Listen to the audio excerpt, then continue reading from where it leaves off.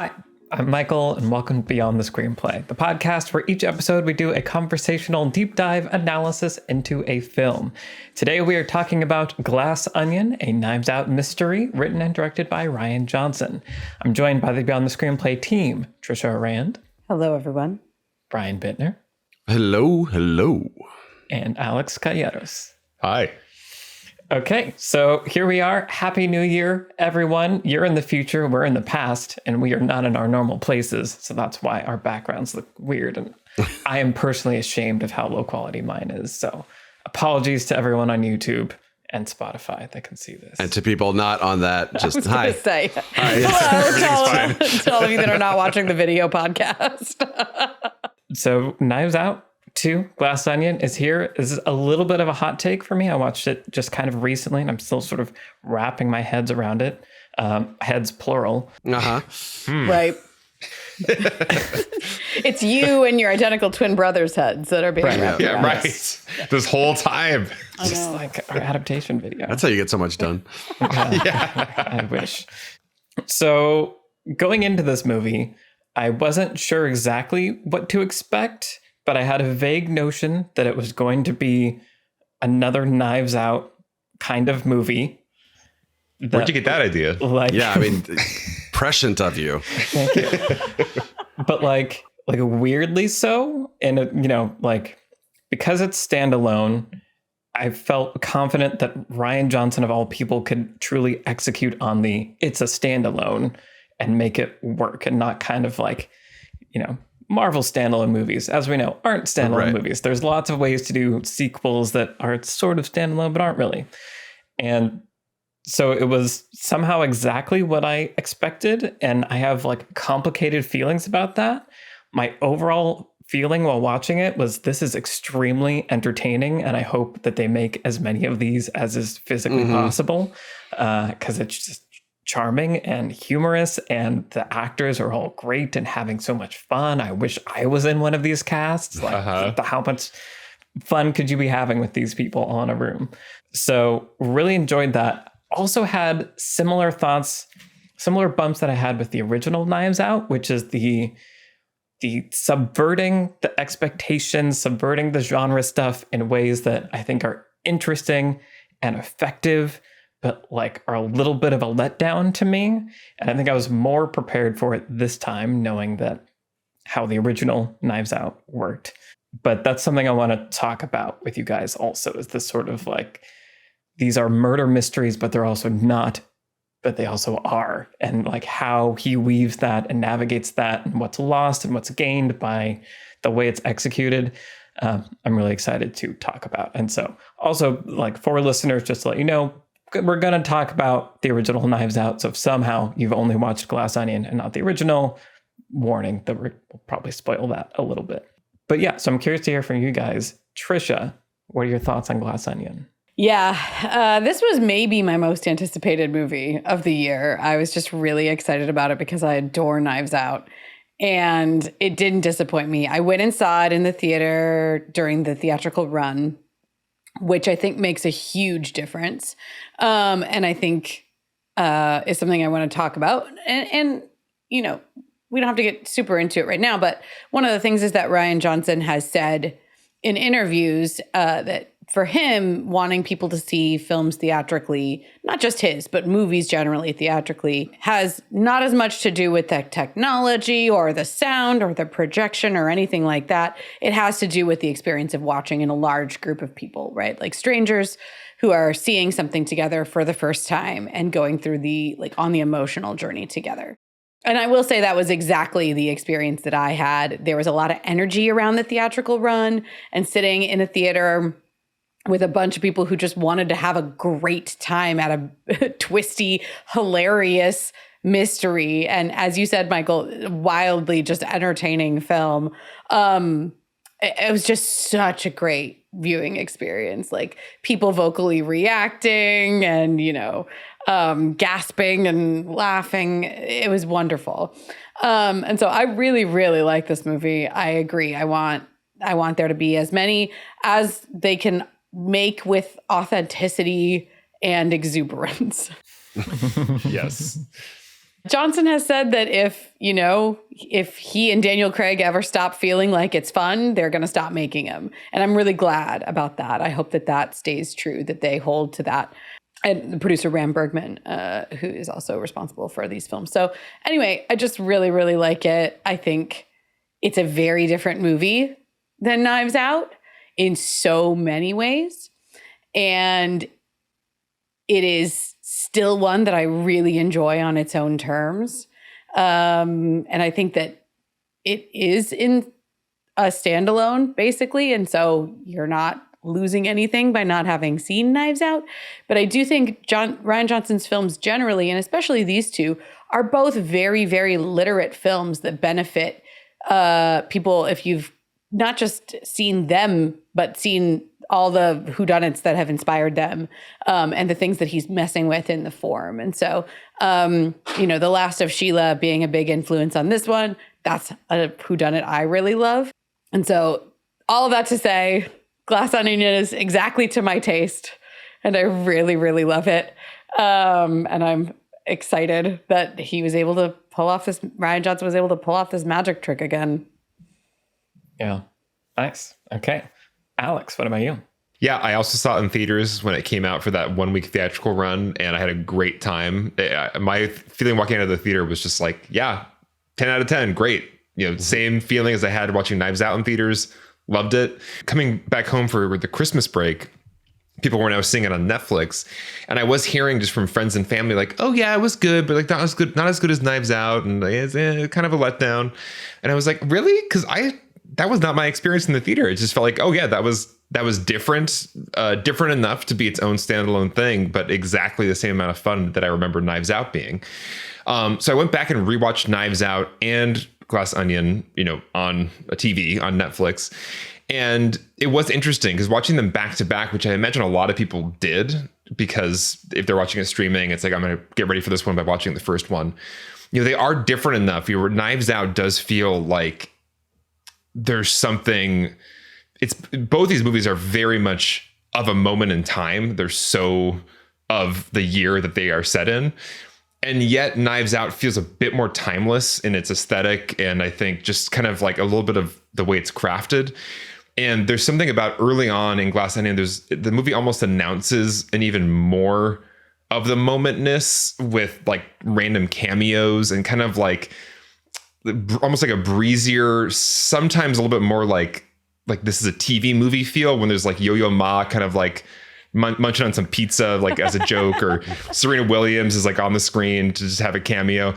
It feels just different, and I don't think it's necessarily a bad thing, but I think if people wanted to go back to that like slightly more timeless, slightly more Clue feeling of Knives Out, it's just different.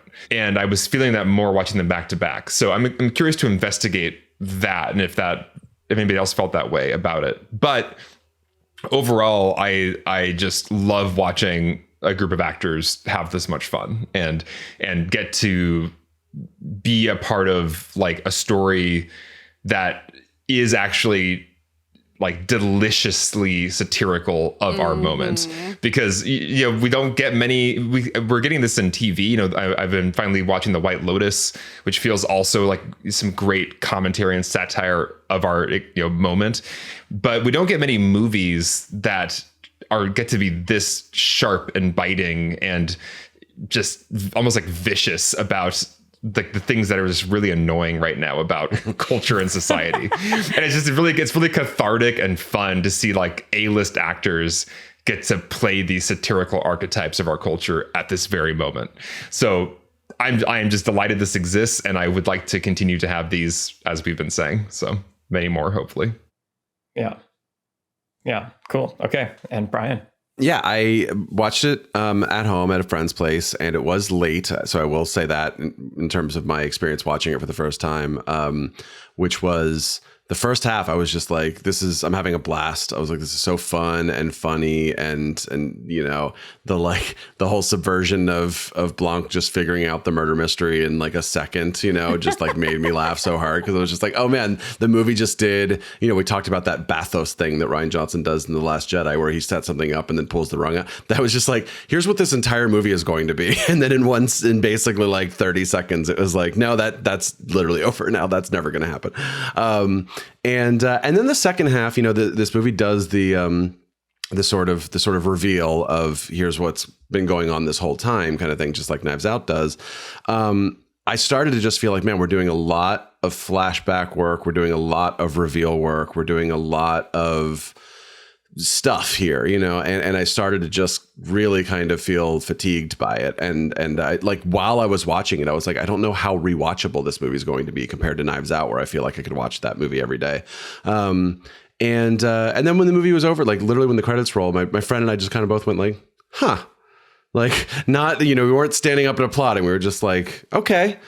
And then I did rewatch it, and I had a lot more fun with it, especially with the second half, because now I knew what the structure of the movie was. I knew what all, you know, not all of, because it's some stuff I missed, but I knew what most of the sort of payoffs were going to be and that kind of thing. So the second time through, I was able to just imbreviate the whole of it, and just appreciate stuff I didn't appreciate the first time around, and just appreciate a scene for what that scene was, not for what it felt like it had to be doing in the greater scheme of things, you know?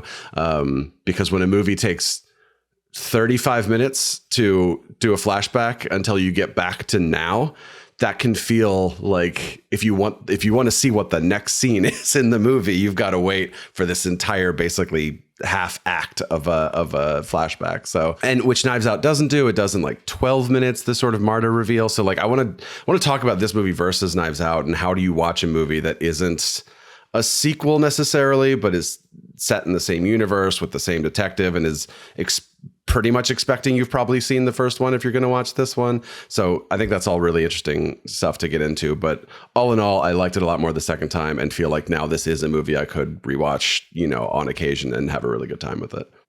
Nice. Yeah. It's really interesting that you say, Brian, on your first viewing, the first half was really working for you and the second half wasn't, because I had kind of a reverse experience where, because so much of the first half is about, you know, there's so much fun to be had in the first half with just introducing the characters. But once they're on the island and they're kind of starting to butt heads, it's all about this unknown thing around Andy. And there's like a trial, and there's this thing, and there's a lot of references to a situation we're not going to truly understand until later. And I actually found myself being frustrated, where I was like, okay, I think this all means something, but it doesn't mean anything to me right now. Right. And I don't feel like I have quite enough information for these scenes to really play in the way that I think they're supposed to be playing. And I liked the first half more on a second viewing because I had the context for it. And I was like relieved when we got to go to the flashback section, because I'm like, oh, this is what the story is actually about.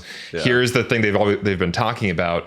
And here's actually the Janelle Monáe character I've been waiting for, because I heard she was great in this movie, and she's like barely present in the first half or whatever. And kind of like a strangely, quiet and in the background character. So yeah, and interesting to hear that, because I did have the opposite experience of, I was happy to be in flashback land because I was actually a little bit adrift in present land, in my first viewing at least. Right. Yeah. I think once they're all there and settled, then yeah, maybe I felt that way a little, like you're talking about. But I just mean like the whole, like opening the box and like all the stuff Johnson is doing with style, with his little split screens and everything. And then getting to the island and seeing the glass onion, seeing like James Bond be so excited by his lair and be like, this is amazing, you know? No, and I totally agree with you. Like, some of those opening scenes are some of the most fun scenes in the movie. Like when they're getting on the boat, when they're all pulling up and all their, you know, various introductions with, you know, I love Kit Hudson wearing the like mesh face mask. Right. There's just so much, and Ethan Hawke's cameo is just so good. So there's just so much good stuff in that first half. But yeah, I think it's when they get to the island and they're settled in and they're talking about something I don't understand for so long. That's where I kind of was adrift for a little bit of the movie. This episode is brought to you by Mubi, a curated streaming service dedicated to elevating great cinema. From iconic directors to emerging auteurs, there is always something new to discover. With Mubi, each and every film is hand-selected.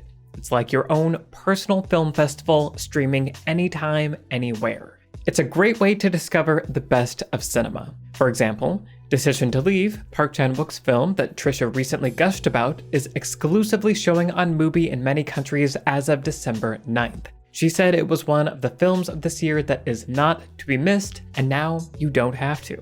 You can try Mubi for free for 30 days at mubi.com/beyond the screenplay. That's mubi.com/beyond the screenplay for a whole month of great cinema for free. Thank you to Mubi for sponsoring Beyond the Screenplay. You're identifying something I felt the first time around too, Alex. And one of the criticisms of this movie that I've read is that it's not a true ensemble in the way that Knives Out actually is. Where, obviously with Knives Out, we meet the family and we meet Marta long before we actually meet Benoit Blanc. And Benoit Blanc's character we're viewing him from the outside. Or rather, we're viewing him through, the way that the various members of the family see him, but in particular Marta, and how she starts to form a relationship with him as he works his way through the case. And so I think very early on in Knives Out, there's a sense of weight and dimension to the supporting characters.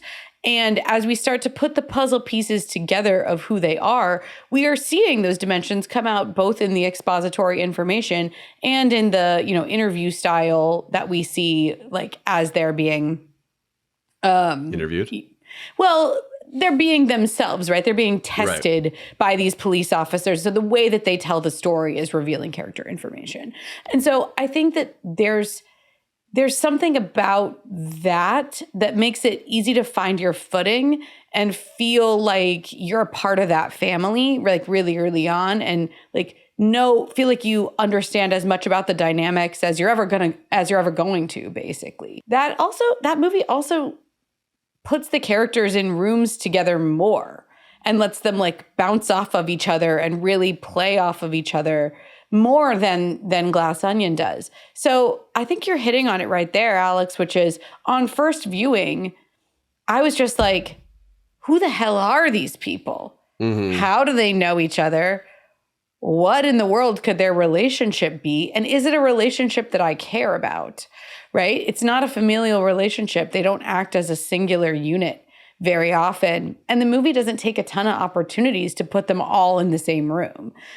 And so I think that there is that missing sense of like a real ensembleness to it. And the movie in exchange puts us in Blanc's POV, where we are trying to take them all as they come, as Blanc meets them and as he puts together information about them. But even that doesn't feel true once we know the reveal that he actually does know a lot more about them than he's letting on.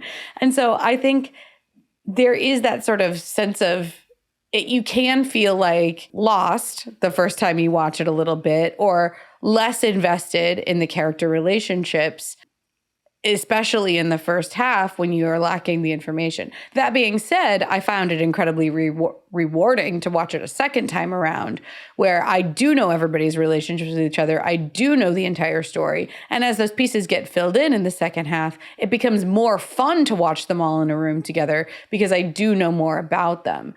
But like, Catherine Hahn's character, Claire, and Leslie Odom Jr.'s character, Lionel, those characters are not the same level of like care and attention development, I guess, put into them that it feels like some of the supporting characters do in Knives Out. Yeah, Knives Out is like twice as many characters, but they are all so quickly just here's like this character's thing, Yeah. And this movie, it's like you do it with like Kate Hudson, like you do it a little bit, but it's like half as many characters, and they are a little more kind of vague in just who they are. Yeah. Well, and I think this is where my frustration is like too strong of a word, but whatever, like knock that down half is with this movie and a little bit Knives Out. But for this movie, I was also feeling what you were feeling, Brian, where the whole first half of the movie, I was into it and interested. And the only kind of a lost feeling I was having was knowing that there's something that's going to come and like upset everything. And like, you're clearly withholding probably that from a murder. a movie. Right. Yeah. But also probably a Rian Johnson twist. Right. Yeah. And I was trying very hard to not do the thing I did in Knives Out, where it's like, no, I don't trust you, movie. You're trying to one up me. And like, I caught myself doing that. And I was like, no, it's fine. Just go along with it. I'm a zen. It's cool. But I think what happened at the midpoint is that is when the murder finally happens and all the things that get set up. Like, that's when I go to the Agatha Christie, everybody's in a house, whodunit, like these people are trapped and their backstory is going to slowly unravel in these scenes where you put them in a room together and a little bit comes out, a little bit comes out. Like, that's what I'm here for. Like, that's the part of the murder mystery that I really enjoy, is that like characters slowly unraveling in this high pressure situation. And it's just interesting that the movie, like, that's the part of the whodunit that it subverts, where it's like, right, instead of doing that, we're going to do another movie within this movie almost that tells you all those things.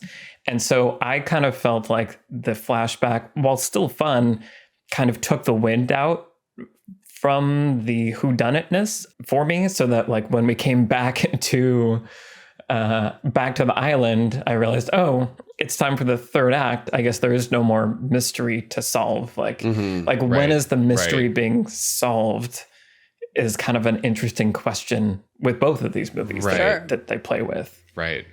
Yeah, and I sort of did a quick structural breakdown of the two movies because I was trying to kind of put my finger on like why did especially the flashback feel so long to me, and other than just it by design is, but I was just like, what is hooking us in each kind of like, what's the dramatic question, what's the hook of each act of these movies? And so Knives Out, murder immediately, right? Yeah. Like, well, presumed murder. And then Act 1, sort of normal interview exposition, like we're kind of learning all this stuff.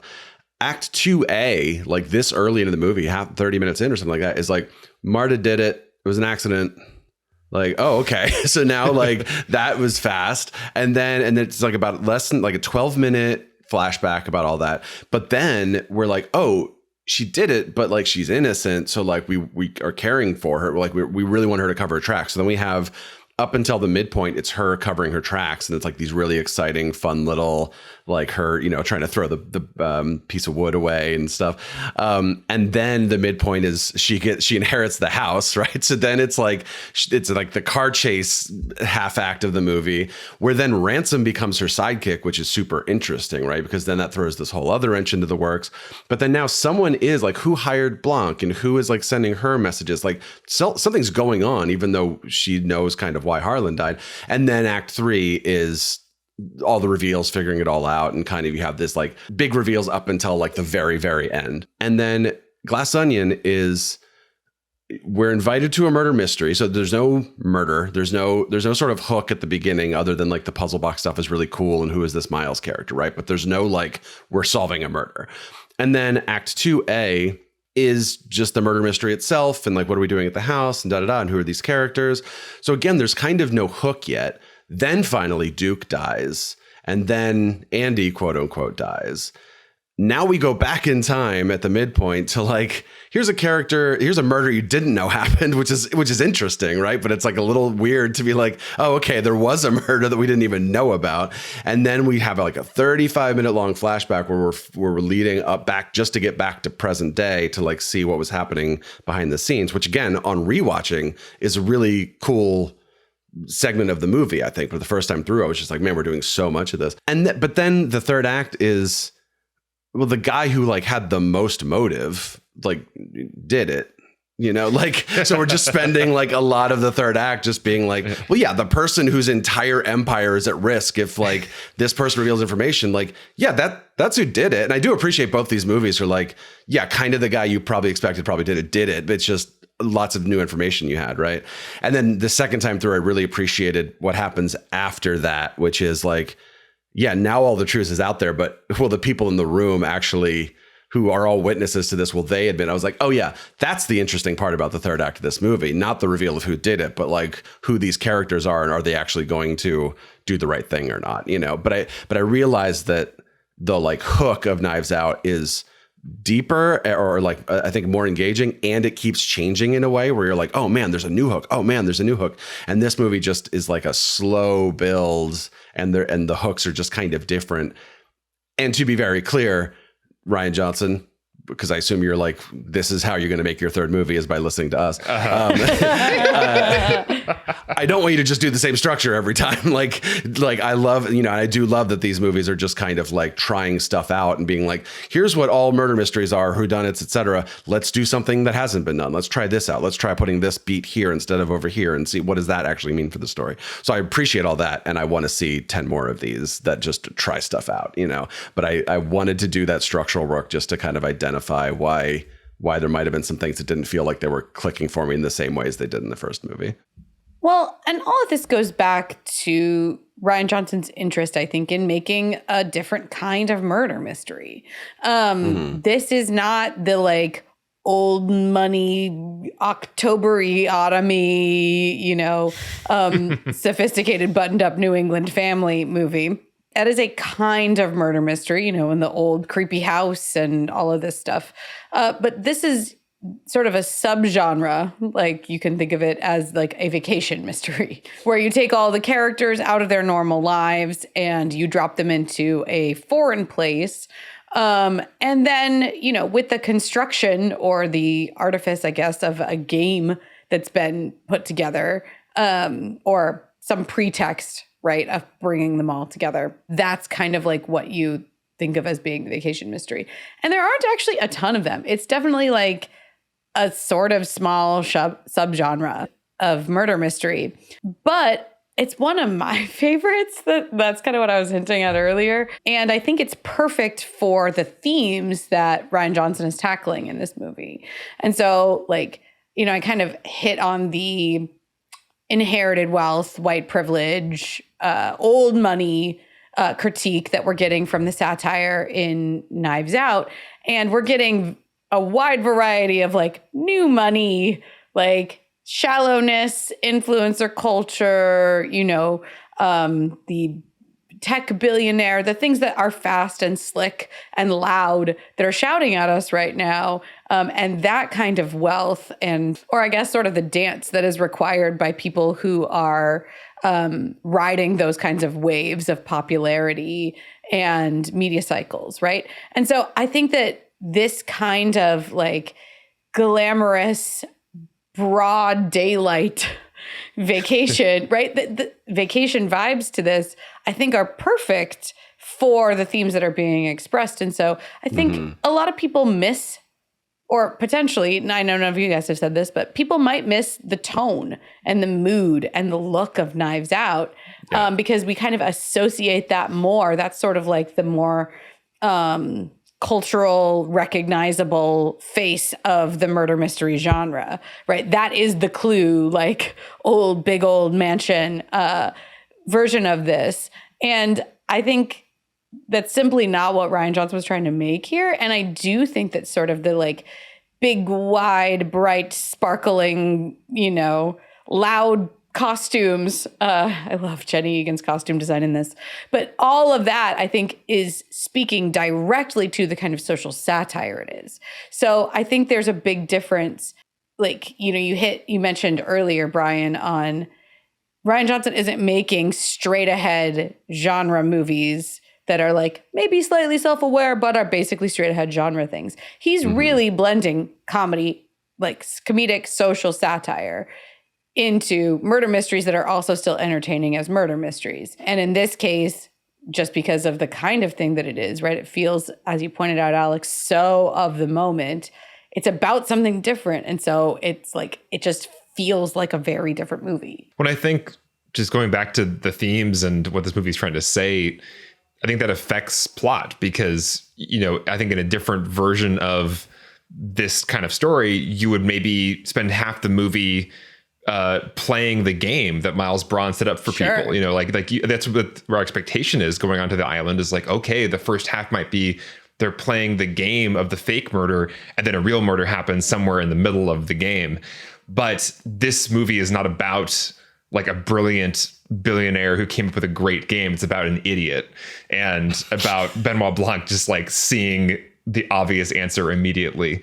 And so it's tricky, because I think on the one hand, the movie makes all the right choices for its thematic argument, which is we as a culture are worshiping these icons, and they're all just, there's nothing there. They're just empty. And so the thing that we would expect from the movie, where you're invited to a special island and you're going to play a game, and like you expect that that's going to be what the movie's about. It's not about that. It's about how these people all think of themselves as special and amazing and extraordinary. And there's no there. And so I think, yeah, it's weird, because as you said, Michael, there are things that you want from an Agatha Christie murder mystery that this movie is not offering. But by not doing those things, it is, I think, probably just going hard at its theme. So yeah, it's a tricky balance if you're trying to deliver both things. Yeah. And I think that's, like you just said at the end there, I think it's a tricky balance, and I don't know that it's tuned exactly properly yet. But to your point, Trisha, it's because no one's like doing this, and no one has done it before. Right. And there isn't a like, oh yeah, this is how you like balance these two things. And so, and again, that's, as we've been saying, why I want him to keep making these, because I think it is a really cool, fun experiment with genre. And even though it can be like frustrating to my taste at times, it's also still eminently watchable and entertaining. And that is quite a feat, to be able to tune it well enough to arrive at that place. I will say too, while we're here talking about theme, that the thematic content or sort of argument that Knives Out is having feels a little bit more like toothsome and sophisticated. And so it feels like in some ways, it's like tuned to just a more complex sort of wavelength. Like you have to be a little bit more in the know to kind of see what he's getting at with some of the character types. Glass Onion feels broader. Like it feels broader. It feels like the shots he's taking at these kinds of celebrities are cheaper. Like you didn't need to, write them with, I think that they're very sharply written and very sharply performed overall, especially Kate Hudson. Love her. Oh, and I love Dave Bautista. I love everyone, I love them all. They're all doing a really great job. But these feel more like big stereotypes as opposed to like people who walk around and take themselves seriously. Like it's hard to imagine in our reality, like a person like Birdie taking herself seriously. Whereas, you can kind of see Jamie Lee Curtis's character being a real person who really walks around and takes herself seriously in our reality. And so I think there is this sort of, not that it's in any way like shallow, but I think it's in some ways more accessible in its comedy and more accessible in its satire, especially for people who are very online, as a lot of us were forced to be, especially during the pandemic. I think that what it's like, the class of people it's satirizing are easier targets in some ways. And the movie is kind of taking cheaper shots at them than it does at the family in Knives Out. And I think that kind of affects the third act, which I'm curious to talk about. I'm curious to hear your guys' thoughts on, because it is interesting that, as we've talked about, there's all these kind of subverting the murder mystery stuff to make these other points and do these other reveals, such that like, yeah, my experience was that when we got back to the island, it was like, oh, this isn't a murder mystery actually, and it kind of never was. And so now what is it? And that the final climactic kind of the last moments are, Catherine Hahn and Leslie Odom Jr., like them, like all these people deciding like, no, we're not going to like continue to lie for Edward Norton.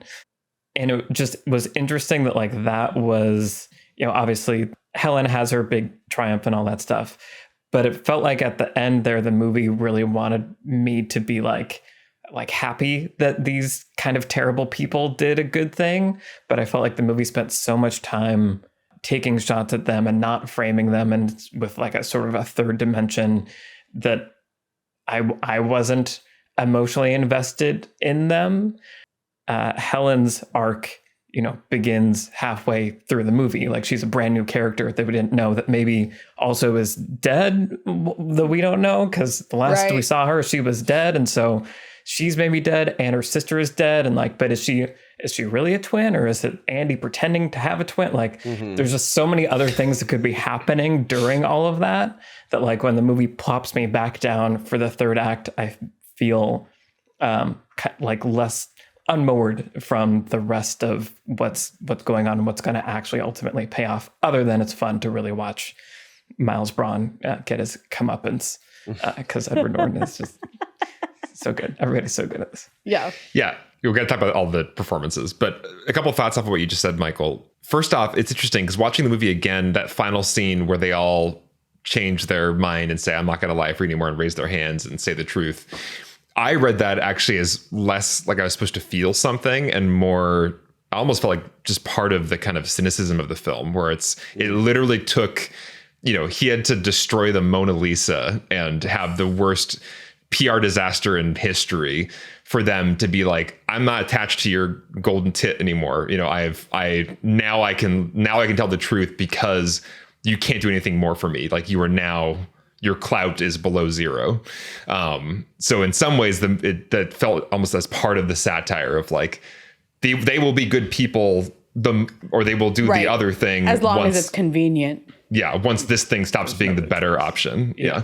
But also, I think there's something about, because I think the movie is still trying to position itself as a murder mystery, with Helen as kind of like the Watson helper detective.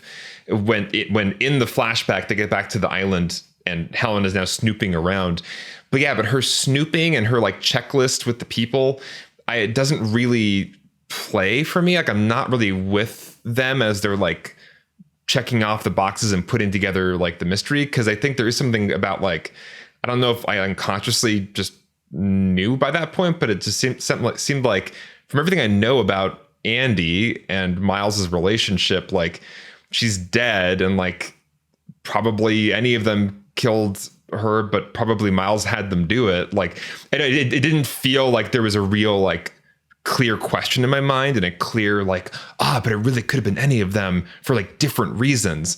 It all felt like it was about Miles ultimately, and so it never felt like we were like engaged in a clear mystery solving activity with Helen. It was just getting more information that was excluded earlier, which was fun to see. Like, we got to see the other half of a scene that was excluded, which is always fun.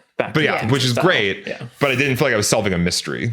Yeah, and I think I've talked about this before, maybe on the Knives Out episode, but I've definitely seen whodunits where it's just sort of like, here's a bunch of people, and then at the end of the movie they're like, it was this one, and you're like, okay, right, sure, like, it could have been that one just as much as.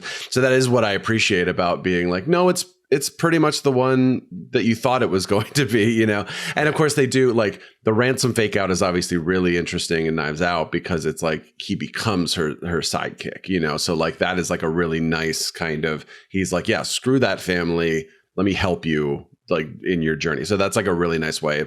The Miles fake out is basically like, oh, the poison was in your glass, so and that doesn't, I think, to kind of to your point, Alex, like that doesn't sell me as much on like, well, then there's no way he could have done anything bad, right? It's like, no, like that, because Andy's murder seems so separate from the island. Exactly. Right. Yeah. So there is, you are solving Andy's murder, you are solving Duke's murder, and you are potentially solving the attempt on Miles's life and the attempt on Helen's life. But I think, to your point, Alex, it's not like here's one real big question and then here's a bunch of like very succinct clues that add up to it and stuff like that. It's just sort of like, here's a bunch of stuff, and like and again, like, it's fun, it's interesting, just like the scenes themselves are fun. But I agree with you that I wasn't like, oh, right, because of course they funded the political thing with the stuff that the power does with the rock thing, like, I don't know, whatever. And I think one of the things that I like about that section of the movie is how it doesn't feel like a murder mystery with a clear trajectory. Like Helen and Blanc's snooping feels so like out in the open. They're gonna get seen. Like they're just ducking behind hedges. And they're like or statue butts. Or, Yeah. I love how Rian Johnson is sometimes so immature. It's really wonderful to me. Anyway, but like they're not doing like authentic detective work in the way that we think of it, or not graceful detective work at all, right? Like she's just getting drunk and causing a scene. They're arguing really loudly in Benoit Blanc's bathroom about who did it. She's literally got a clue board written in a notebook, like making X's as she discovers things. She like throws her phone into Birdie's bag to record and gets a perfect recording of that whole conversation.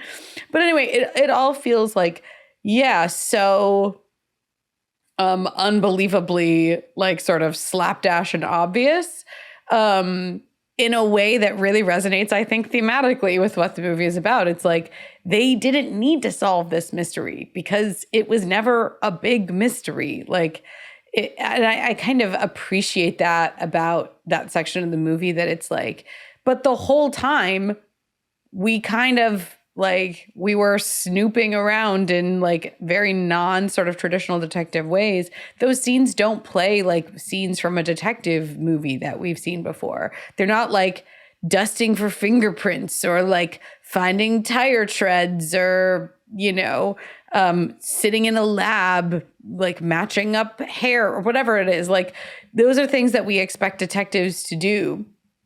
And even like uncovering complex motives. And I think that Rian Johnson is playing with our expectations of what detective movies are and what detectives do. And so the scene where she's just running around ransacking their rooms, like in the messiest way possible, is so fun and hilarious to me. And then she runs into that room and the deadbeat is Daryl. The deadbeat is in there. That's kind of the one moment where she gets just dramatically caught, where like she would have probably gotten caught a million times before this. But I just think that that's all, again, doing thematic work ultimately in the way that it's playing with sort of genre expectations and like what these kinds of movies typically are and what we think that they're going to be.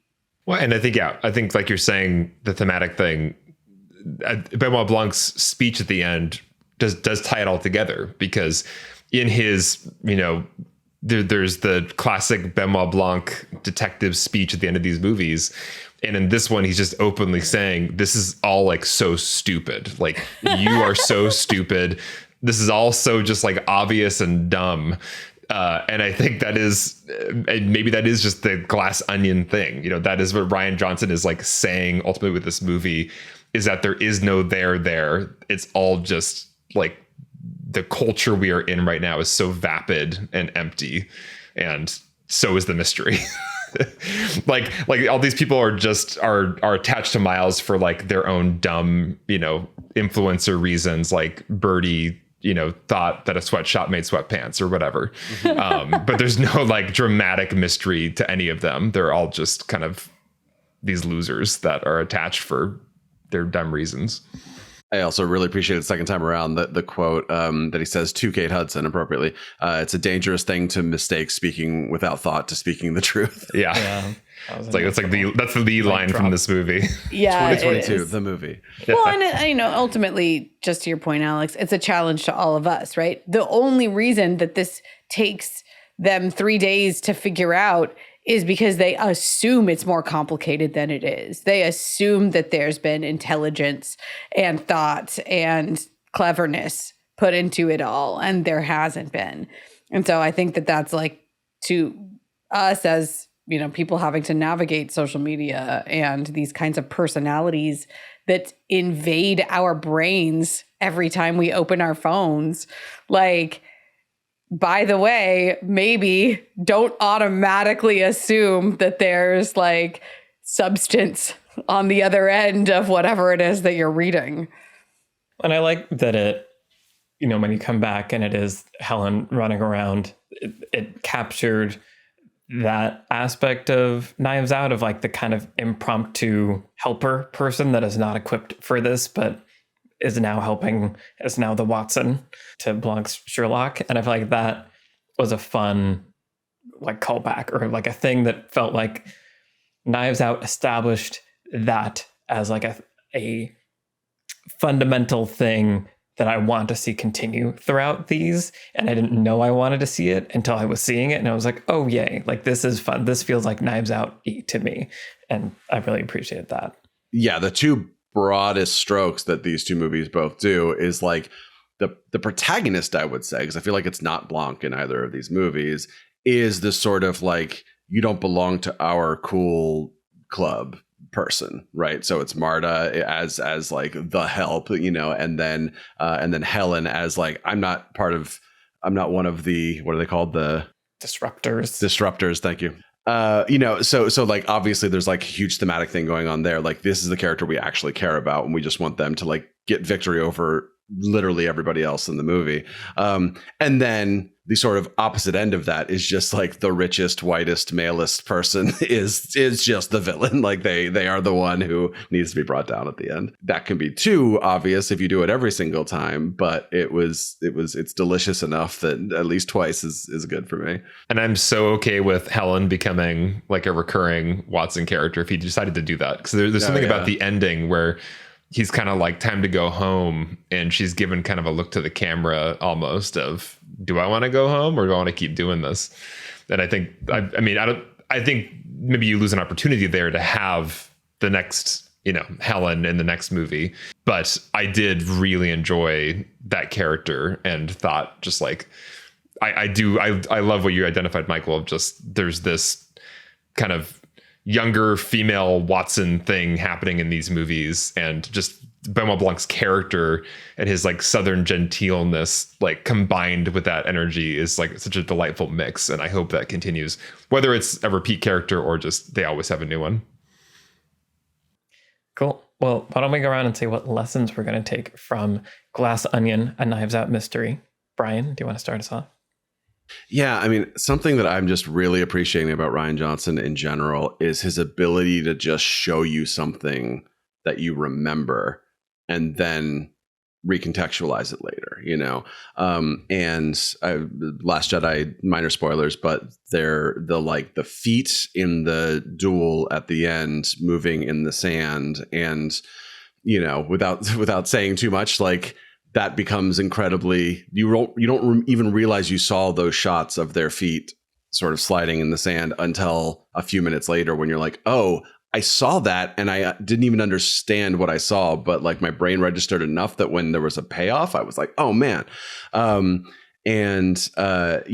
it's like you have these shots in this movie that are just like, that shot of Andy where Kate Hudson and Catherine Hahn are talking, and then she's there, right? And the shot kind of like lingers a little bit, and it's like, and then later you see that shot recontextualized, and I think it's a really important thing to do. And this is not just plot twist type stuff, but it's really important to make us actually see the thing in the first place. So then it becomes more rewarding later when it is paid off, as opposed to, I think like maybe like Ocean's 12 is kind of guilty of this, of just like, here's a bunch of new information that you didn't see it, you didn't hear any clue, there was nothing, And what I appreciate about both of these Knives Out movies is Johnson's ability to be like, you're really noticing this thing, you're noticing Andy is really upset with these people for some reason that you're not sure of. And then later it's like, oh no, now you're seeing why Helen was nervous, or why Helen was upset with those people, or whatever it was. Like, what is this new information? But it's all images and it's all moments that you noticed the first time around because the movie wanted you to notice them. And then there's, sorry, but I think I talked about Deja Vu before, the Denzel Washington movie, which is not a great movie, but there's a shot at the beginning of the movie and he is walking. I think it's like the first shot you see him, and he kind of cups his hand over his nose in this way. It's like a noticeable gesture that he does.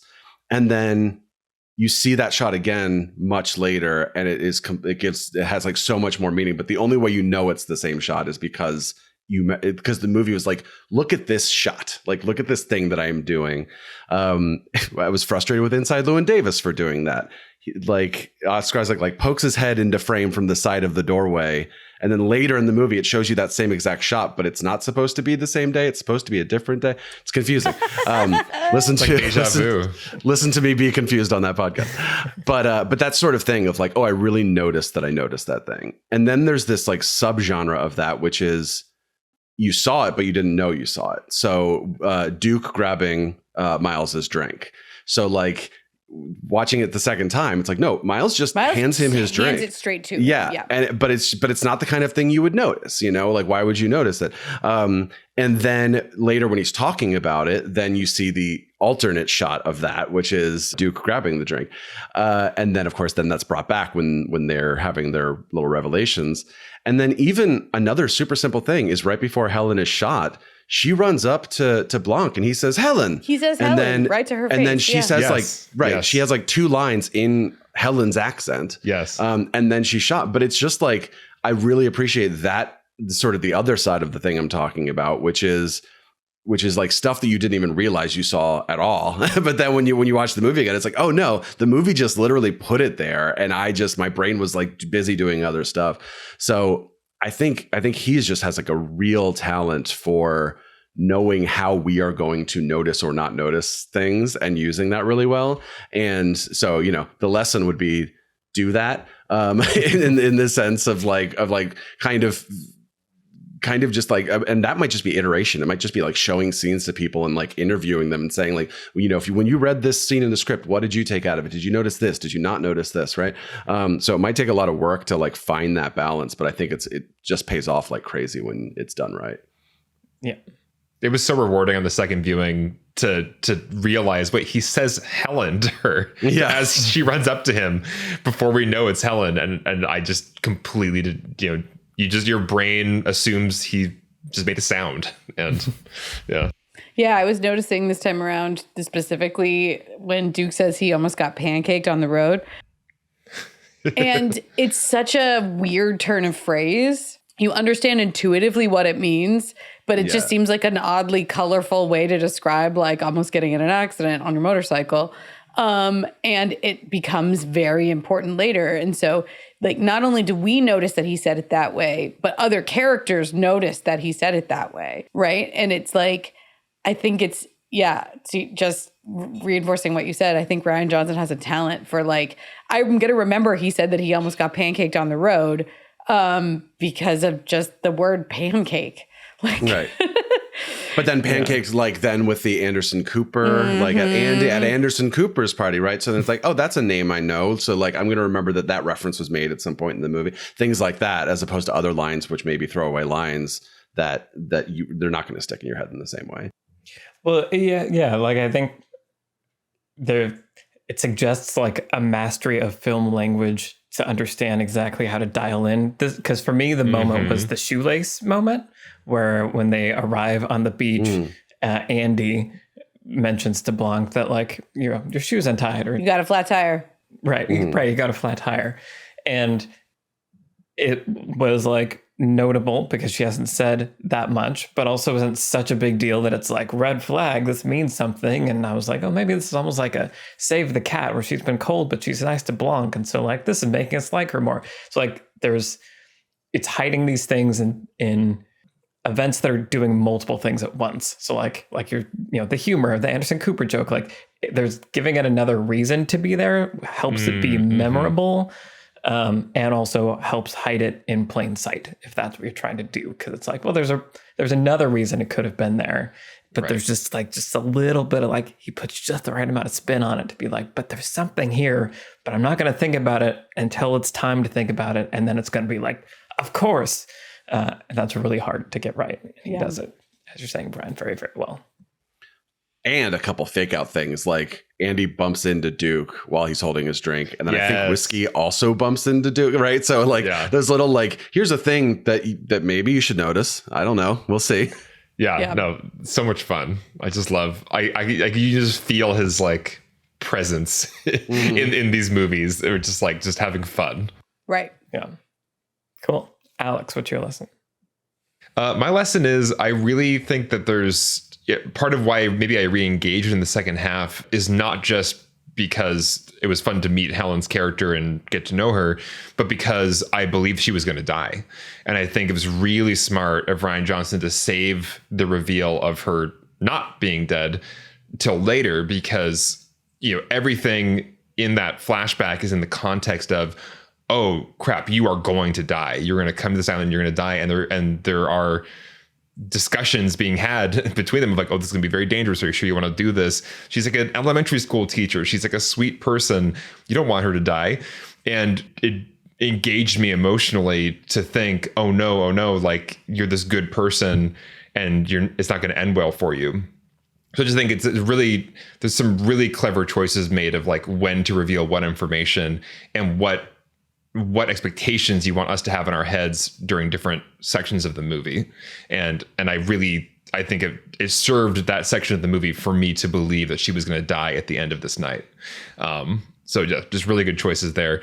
And also I just want to, we've kind of brushed by it, but just Edward Norton, I think is just like so perfectly cast and just so perfectly embodies the character of Miles Braun. He just couldn't be better. I think he was just perfect. So cast Edward Norton in fun, juicy roles is another piece of advice. As many things as you can. Yeah.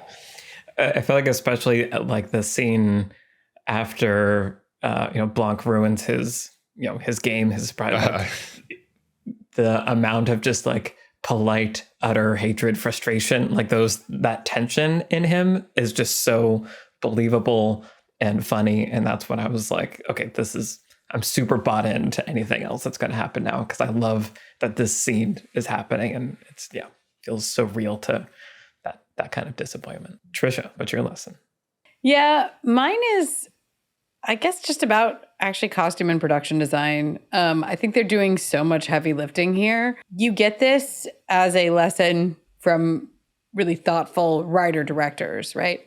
When you're just the screenwriter, you don't get a lot of control over the production design or the costume design. But when you are a writer-director and you're being given a fair amount of leeway, you can control a lot of aspects of it. And they do a lot of work in both of these movies. And it's interesting that in Knives Out, the costume design and production designer are both incredible, but they're kind of put in the background in a way. And again, because this movie is thematically dwelling on like these people's appearances, right? Like a lot of them have their entire, fortune resting on how they appear to the public, right? Their public image. The very first scene of the entire movie, we meet Claire and she's going on CNN and she's got a roller in her hair and she's trying to hide the fact that her house is a disaster and all this stuff. Again, there's this like camera public appearance to the whole thing.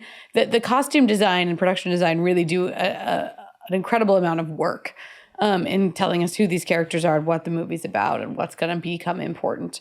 And I think you see that with the costume design big time in all the characters, especially Kate Hudson's character Birdie. But then the production design of the entire place, like the glass onion itself and all of those glass statues and all of the like everything that ends up, getting broken on the floor in that finale. I don't walk into the room early in the movie and think to myself, all of this stuff is going to get smashed. Every single glass statue in this giant glass room is going to get smashed and broken on the floor. But then when it starts happening in that like cascade of revenge, I guess, it is a big catharsis because you can see the care that was put into the production design by the people that made the movie. And then what it says about Miles's character. No one ever says to Miles's character, you know what? You don't seem to have a personality of your own. You just collect a bunch of stuff that other people think is cool. No one ever says that to him, but that is exactly who he is. And when you look around that room, that's what you see. You see somebody with no taste of their own who just has a bunch of different kinds of art that they think is cool. There are some amazing visual gags with Miles's costume design also about his lack of original ideas. It's all speaking to the theme of the movie, and that it comes together in the plot at the crisis and the climax and all of this stuff. And so I just think that is such a satisfying experience as a moviegoer when you're in the hands of a director who's controlling every aspect of the production, and it's all dovetailing in thematically with the script and the characters and everything else. And so just want to say, like, this movie feels a lot like Team, like the creative team was all exactly on the same page of what the movie's about. And it's kind of shouting at you from every corner of the frame. Yeah. Yeah. It's interesting the things that are drawn attention to versus are just left behind. Because there is, there's the Mona Lisa. That's a big deal. And they make a big point about, like, this is the Mona Lisa and the mechanics of all that.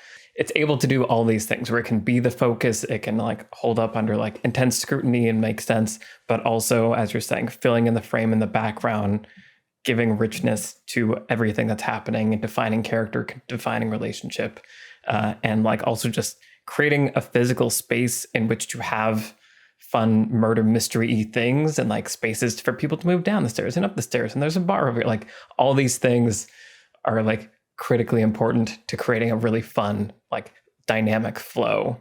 And you can tell, as you're saying, that it's all crafted very intently, with intention to make all that as fun as possible and good as possible. And I do love how that main gathering room, there is just, like, an uncomfortableness to it. Like, you're right, Trisha, there's no cohesion, there's no taste. It's just kind of gross. Yeah. which is authentic to the character. Exactly.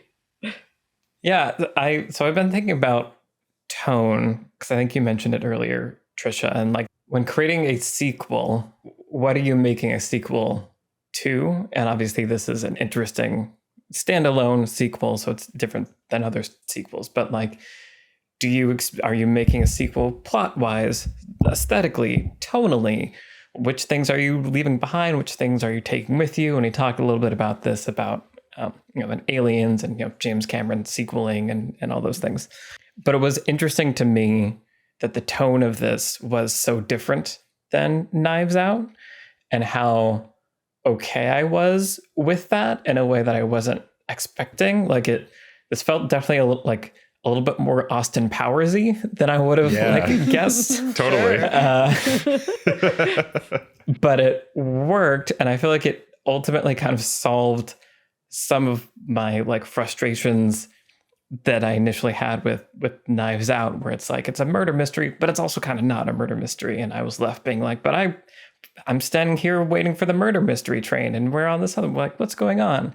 And I feel like this movie, tonally and through production design, but through all these things, signals early on and clearly enough that it's not going to be the classic Agatha Christie. It's not going to do that thing. And, like, there are moments where the film is misleading you and you couldn't have known really what it meant. And there are moments where it is, like, seeding, like, clues. But overall, it was signaling to me, like, don't try to put this puzzle together. Like, you trying to outsmart the puzzle of this movie isn't the fun that you're going to have in this movie. It's going on this ride.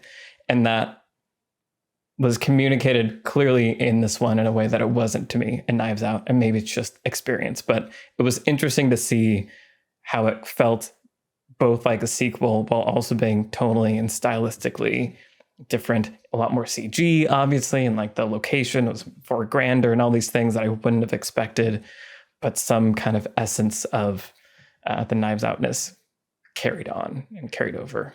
Yeah, I definitely, just from a personal standpoint, I missed that sort of, like, New England / Sherlockian London kind of feel of the first movie, just because I like that aesthetic, right? But I totally think, and, especially for all the thematic stuff we talked about, the Trisha you brought up, like, that this is the right call to make a sequel to Knives Out, not just be like, here's another like old house, like it's just like, no, we're going in a completely different direction, but we're gonna do all the stuff you're expecting. We're just going to completely change this. So that way it's a lot easier than to have this franchise be whatever it is going to be from one movie to the next, rather than kind of really start to paint yourself into this, dark, dirty corner that the first movie set up. Right. And I'm excited to see, and whatever Knives Out 3 is, who's going to be the subject of the satire in the third movie. We've done the old money, new money kind of. And what does that do to the tone? And what does that do to the location and all these production design things? Because that is where I think this movie succeeds, is that there is a cohesion there with, tone, villain, theme. It's all pointing at the same kind of vapidness. So I'm excited to see what he comes up with for the next one, because we've done the new money, old money. So what's the next money? Play money. Play money. It's all children. It all takes place inside a kindergarten classroom. He's actually making the Monopoly movie. Yeah, well, he's going to get somebody who deserves it. I think that's one thing we know. Yeah. Yeah. Awesome. Okay. Well, what else have we been watching recently? Trisha, what have you been watching recently? Yeah, so I caught an Amazon Prime show that I really enjoyed. I watched a TV show on my own for no one told me to. But it did seem like it had been made sort of just for me. It's a Amazon Prime show called The English, starring Emily Blunt and Chaske Spencer. And it's a Western, and it's like definitely like old school, old-timey Western. Emily Blunt plays an English woman who has come to the American West for revenge, and she then teams up with Chaske Spencer, who plays a Pawnee scout, and has his own agenda, also related to revenge. And it's kind of just like a great sort of bloody anti-Western thing that plays out over the course of, I think it's 8 episodes long. It's bumpy. I'm not saying it's like a perfect show or anything, but those two leads have great chemistry and a really interesting relationship. And I find myself thinking back over it. Like by the, later half of the season, I was like, okay, I'm like bumping on things in the writing, and I'm not sure that this all fits together for me. And like, there's some convenient things that happen, and I'm like, oh, really? He's back? I thought we left him in Wyoming, and now we're over here, and that was pretty far away. There's like some logistical things and other contrivances that I don't know if they work on a narrative level, but the characters are just fascinating. And the way that it all, I don't know, it's beautifully shot and very moody and very gritty and westerny. So, really recommend. The English is created by Hugo Blick. Very cool. Emily Blunt in a Western. I mean, I'm sold. Say no more. Yeah, she's really good. Nice. Awesome. Okay. Brian, what have you been watching recently? So I went to the Alamo Drafthouse in Raleigh, North Carolina, of all places, to see Bones and All, the new film by Luca Guadagnino, who did Call Me By Your Name and the new Suspiria movie. And it's scored by Trent Reznor and Atticus Ross. So that was definitely like one of the main reasons it was on my radar more than it would have otherwise been. And yeah, it stars Taylor Russell and Timothée Chalamet as cannibals. And it's just a straight romantic drama about like cannibals. Sort of about cannibals, and there's a little bit of a fantasy aspect of like there's like this is kind of like a almost race of people in the movie, the universe of the movie, but like that's where it stops. Otherwise the movie is just like, nope, this is just like an affliction that some people have, and it makes them different. So there's like thematic stuff going on of like, what does it mean to be different in a world that sort of doesn't accept you, that's like not built for you kind of thing. That frowns upon And then- cannibalism. That frowns about doesn't cannibalism, want right. you to eat them. There's some really Yeah. interesting like metaphorical stuff going on, and then there's definitely times where I'm like, but maybe this is just a movie about cannibals. Like,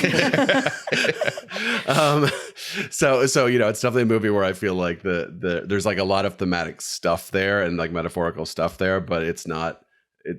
You know, I need to do more thought work to see like what it's all trying to say.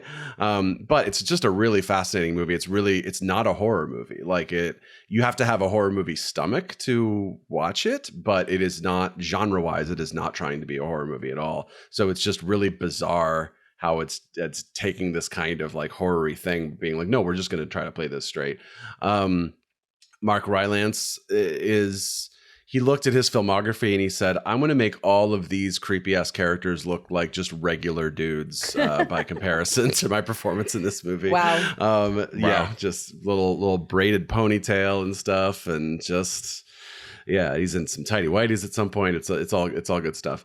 And yeah, so I was really fascinating. And I'm also really fascinated to see Luca's next movie that Trent and Atticus are scoring, because it's a sexy tennis comedy starring Zendaya. Wow. So that's going to be, you know, just what a filmmaker. Yeah, exactly.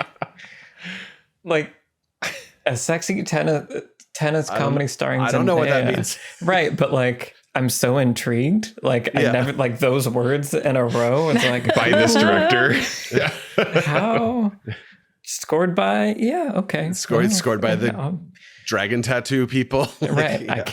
I can't wait to have you tell us about it in the future episode. Awesome. Cool. Alex, what have you been watching? Well, everybody's been yelling at me to watch The White Lotus, including you, Michael. And I was resisting because I watched the first episode of season 1 a while back and was underwhelmed and kind of like, that was fine. There's so much stuff to watch and so many games to play. Like, I can't be wasting my time on this, like, you know, mid show. But people kept yelling at me about season 2, and they're like, just watch season 2. If you can't do season 1, it's an anthology series. Just watch it. So it's like, okay, fine, I'm gonna watch it. Who are these people?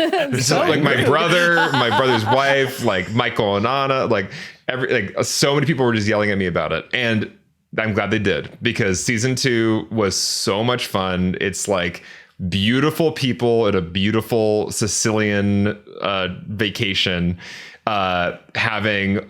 So it's an ensemble cast that is like one of the best ensemble casts I've ever seen, as far as just every character is so well defined. They're all exploring similar themes about sex and power, but all from different angles, different perspectives, different, you know, generations. It's all, they're all gorgeous. Everything's gorgeous. And it's just so funny. So like delicious.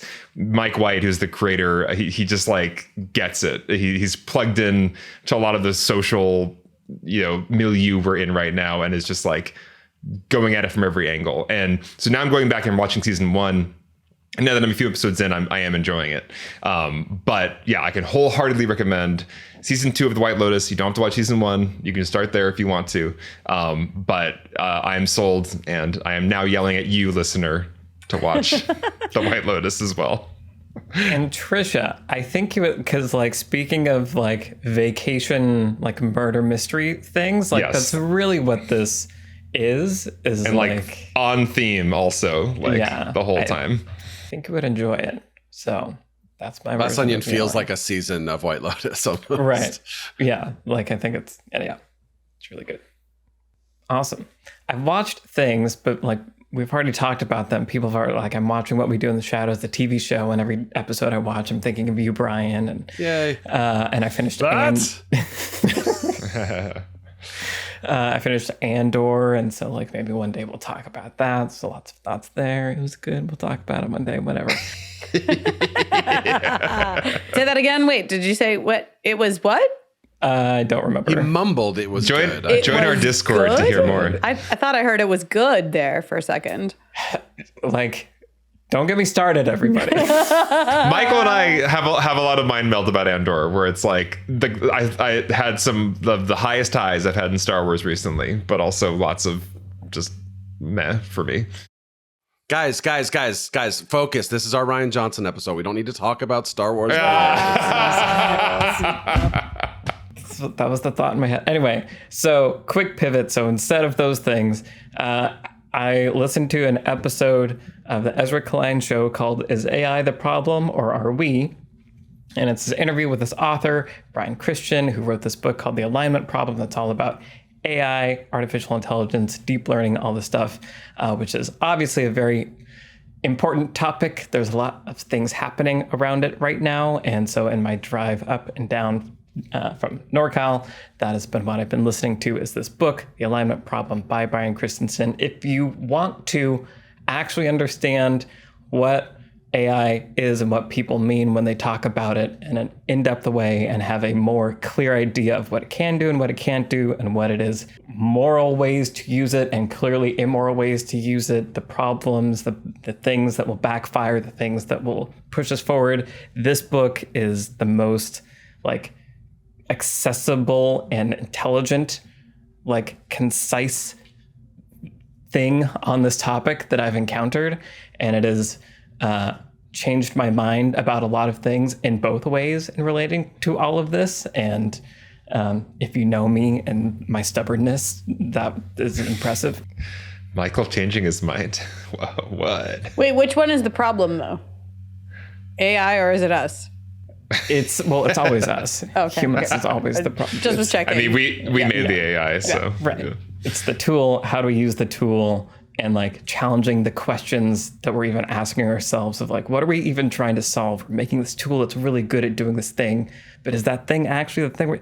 Anyway, it gets into all of it. It's really fascinating, and I very highly recommend it because I think it's only going to be more and more relevant and increasingly high rate of speed, and we are not prepared for it. And I think this is a really nice way to quickly become knowledgeable about the subject so you can have smart thoughts about things. So, The Alignment Problem by Brian Christian. Okay, well, this has been our conversation about Glass Onion. I really want to know what the next one's going to be called. Brian, you had a theory, right? Because they're all Beatles songs? Well, no, the first was a Radiohead song, and this is a Beatles song. But it'll probably be a song. And there's a lot of Bowie in this movie, probably because they couldn't use Beatles music other than for the closing credits. So there's 2 or 3 Bowie songs in it. He has artwork and stuff. So I'll have to do some thoughts having worksness in brain for come up with title of that. But could happen later. Twitter maybe will. I do. Star Wars. Thanks everybody for listening. I want to say thank you to the patrons for supporting this show.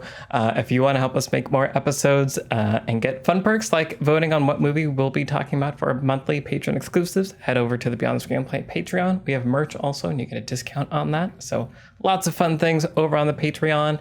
Thank you to our producer, Vince Major. Thank you to our editors, Donovan Bullen, Caleb Berg, Graham Harther, and Eric Schneider. I'm Michael Tucker, and I've been joined today by Trisha Rand, Brian Bittner, and Alex Calleros. All of our Twitter handles are in the show notes. Send us a tweet and say hi, Happy New Year, and we will see you in the next episode. Bye, everybody. Bye-bye. Bye.